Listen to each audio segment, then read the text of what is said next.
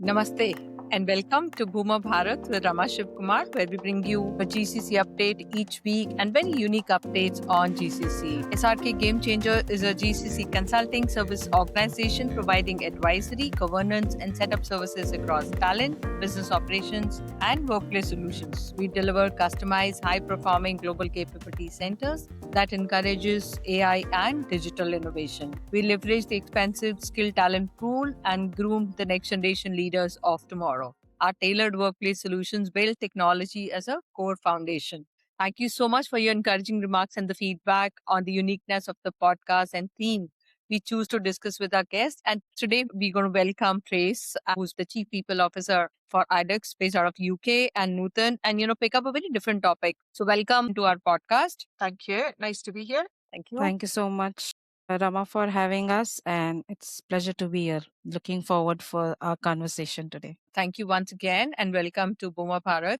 And today the podcast theme is going to be people strategy as a business strategy, the culture behind high growth organization. And we could not have none other than Grace, a very unique and dynamic leader based out of UK. Her success has been driving global multinational businesses through organic M&A growth and transformational change. Nutan, people head and talent of India GCC, are very passionate about people and started the Monday culture in Idox. So, Grace, if I may, request you to please introduce yourself. Yes, sure. Thank you for the introduction. So I'm Trace Durning, and as Rima says, I'm the Chief People and Culture Officer here at Idox, which is a global organisation providing software and data solutions to a number of different organisations in a B2B environment, which help all of those business customers in their day-to-day in supporting their own customers and delivering great services. So really we're there to make life easy for people through our software and our data solutions. My role looks after the people and talent, learning and development, and also PR, communications and digital marketing alongside some of our change activity that we have within the organisation.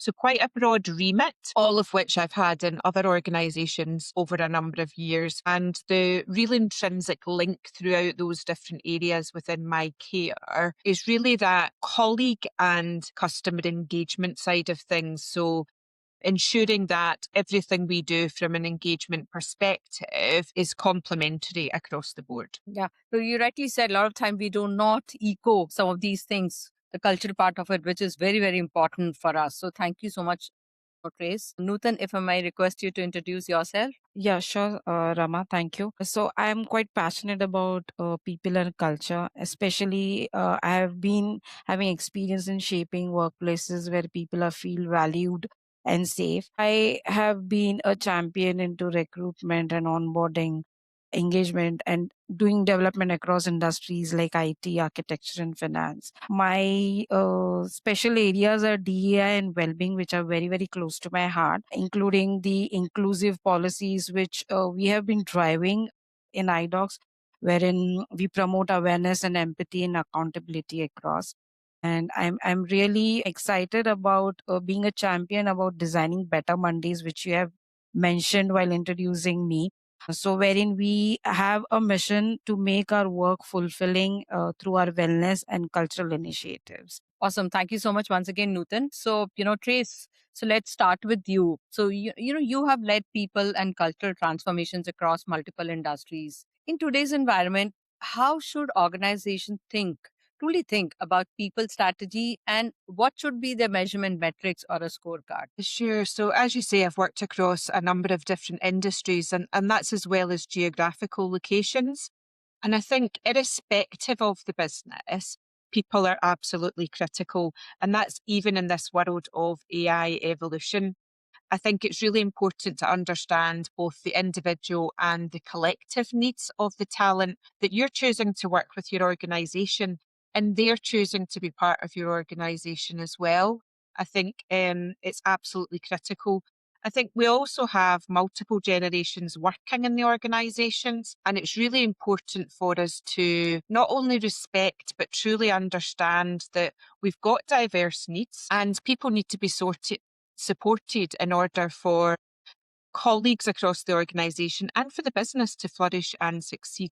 In terms of how we would actually measure the metrics, I think there's a number of different measures that you can use, but I think there is no one individual metrics. I think it's important to look at a number of them, whether this be employee engagement scores, retention and turnover rates. I think it's really important to understand why people choose to stay in an organisation and why people choose to exit and move on from an organisation. Diversity and inclusion metrics. So I think, the evidence is out there in terms of the value that brings to the organisations, having a diverse organisation and making sure that everybody has the opportunity to contribute is absolutely critical. I think another one would be absenteeism and presenteeism.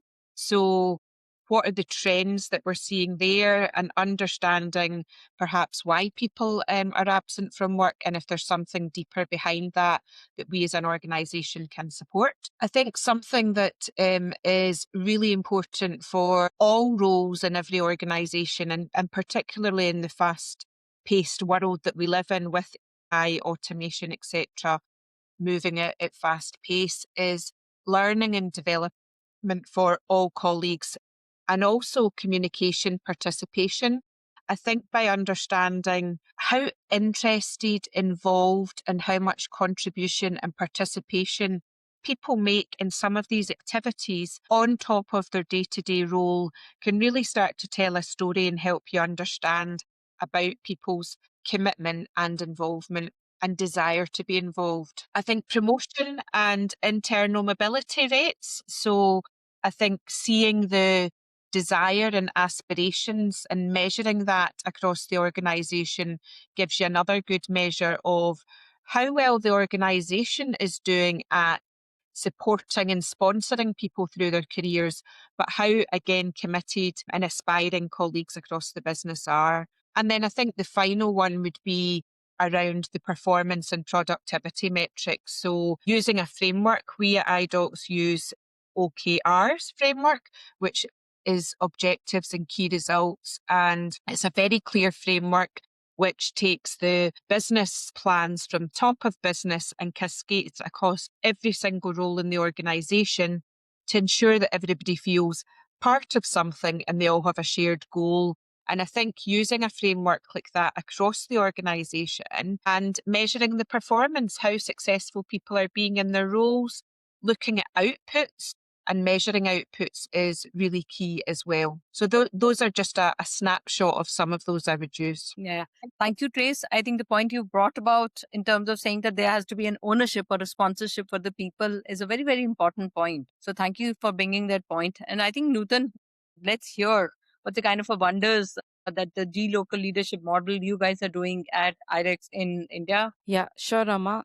So for us at iDocs, G local leadership really means combining global thinking with strong local empathy. And that's what is shaping our current culture. So we are focusing strongly on our inclusion initiatives, wherein it's especially enabling women workforce to return to the work after their career breaks, creating opportunities for rural talent, and maintaining a healthy gender balance. So today with iDocs, our women workforce make up over 36% in both the tech and non-tech, with 32% of them leading into the leadership roles, which really reflects our commitment to a balanced representation. Along this, we also invest in holistic well-being through health and mental wellness and employee experience programs. So, at its core, our culture is about creating equal opportunities and helping people truly thrive in their roles. Yeah.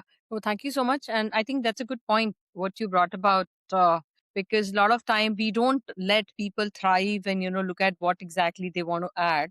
So that's a very, very good point. Trace, moving to you. Culture is often spoken about, but rarely measured. From your experience, how does culture tangibly impact business outcomes, whether you're talking about revenue growth, customer experience, or operational performance? Sure.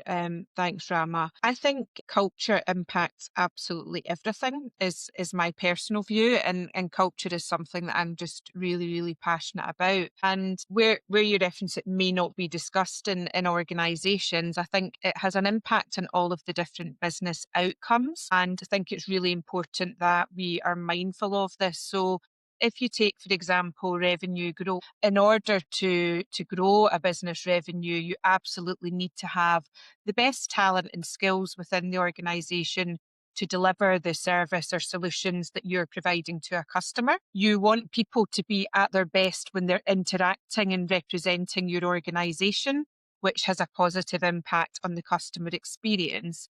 And that overall performance is absolutely dependent on people's contribution. So I think that how somebody is attracted to an organisation, how they're welcomed, onboarded, and how we treat each other and support each other at every single level, and we enable learning and development of colleagues, I think every one of them contributes to how somebody actually feels about going to work, doing their day job, and how we ultimately respond and then perform for ourselves, for each other, and for the organisation. I think that is visible in how we all behave.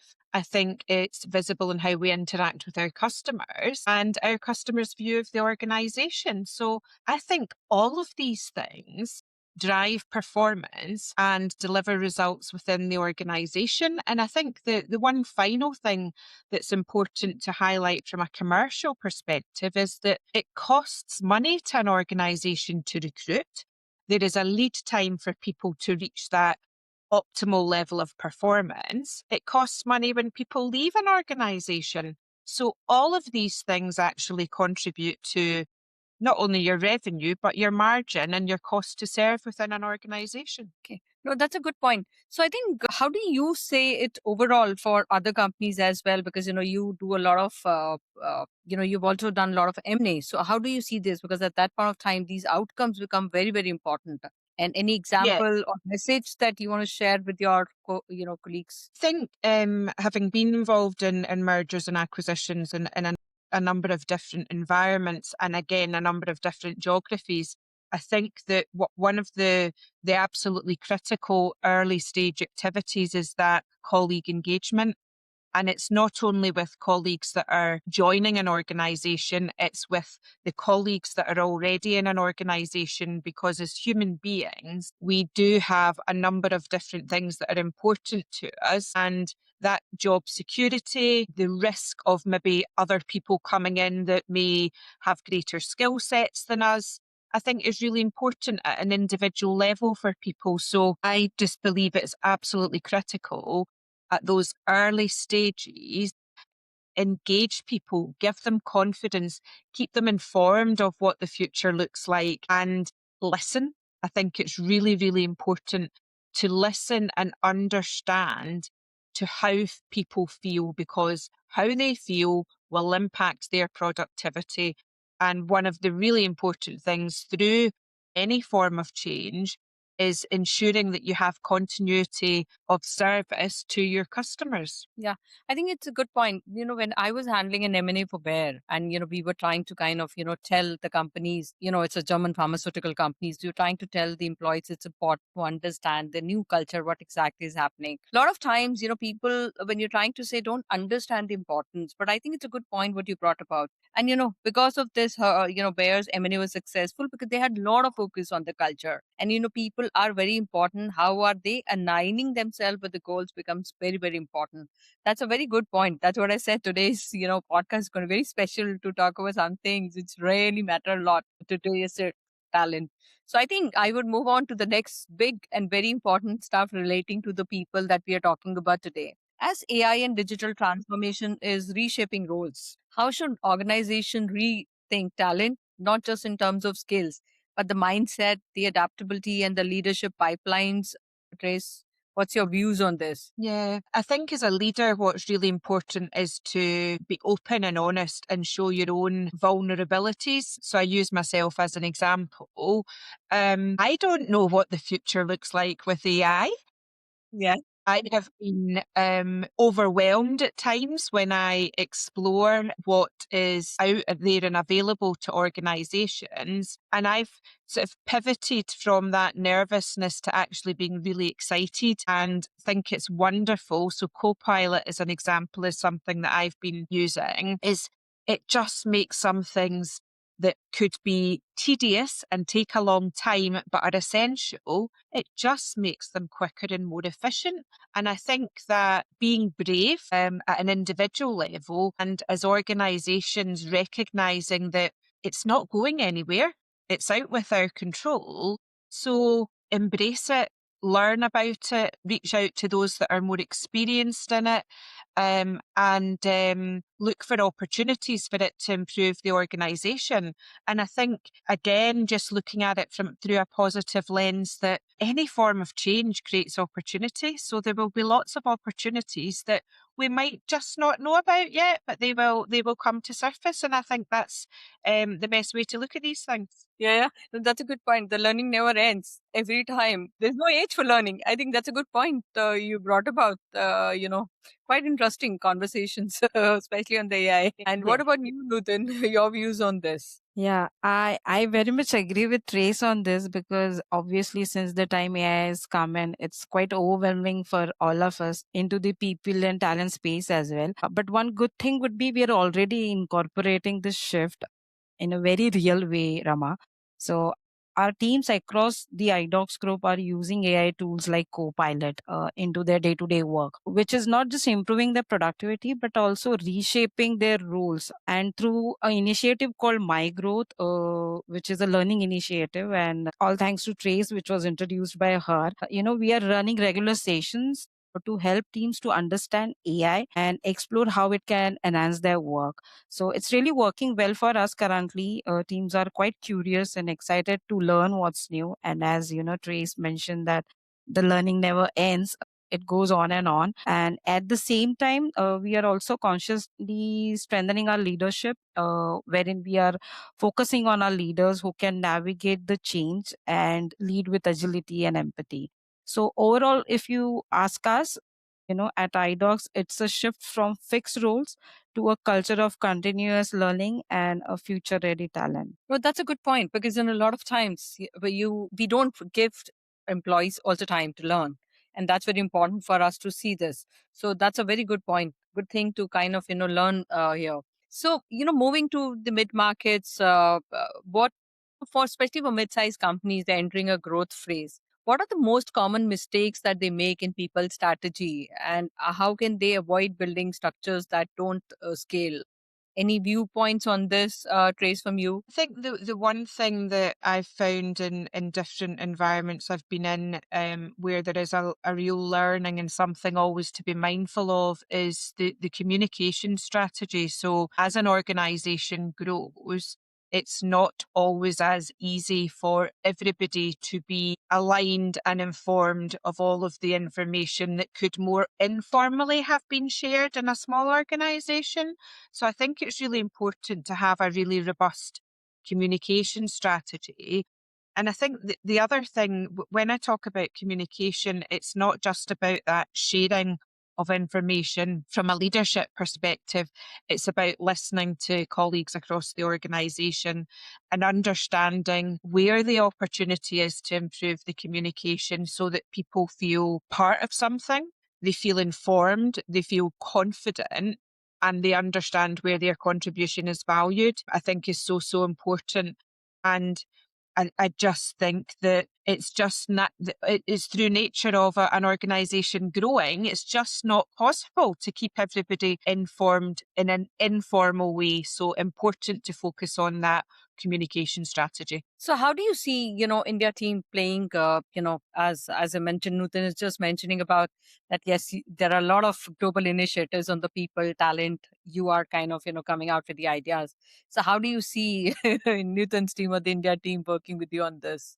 Well, I think it's hand in hand. So I don't think that whilst we must recognise different geographical cultures and we must respect those, we are one team. And when it comes to Nutan mentioned our My Growth initiative, that is applicable to colleagues in India, UK, US, France, wherever they may be. So there are no restrictions there. And I think it's about some of the small things not being forgotten, like different time zones, and making sure that everybody's got access to the same development opportunities, the access to the same communication forums that we have. And there are a number of other initiatives as part of our My Growth that it's relevant for everybody across the organisation. We're one business. Yeah, no, that's a good point. So we are talking about culture, but I also see that you are responsible for communications as well. You're overseeing that. So which is Yes. increasingly becoming very critical in the transformation. So how does internal communication influence trust, alignment, and execution in global organizations? Yeah, so I think in terms of the communication side of things, I think it's critical factor for instilling trust and creating cohesion across the organisation. And I think that regularity of the communication and the content of that communication is really, really important. And I think it's important to continually provide clarity to colleagues across the business because all organisations operate at a fast pace.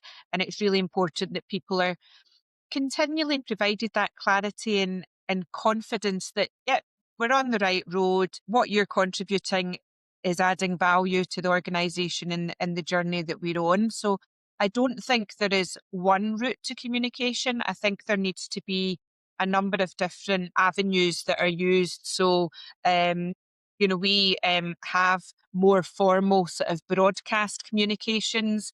We also have our collaboration tool, which is Viva Engage, which encourages people to collaborate with each other. We have written communications that go out from our Idox news, which is typically used if it's something we want to make sure that everybody is aware of.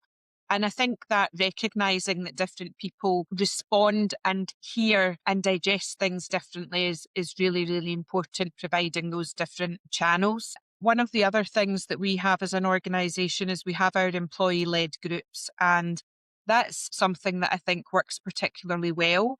And it brings together colleagues. As it says, they lead these groups. They have some sponsorship from a leadership level if that's what they're looking for and believe will support and they'll add value for them. But we have workplace wellbeing, we have women in leadership, and a number of other groups, our diversity and inclusion group, which all support different cohorts of people in the organisation.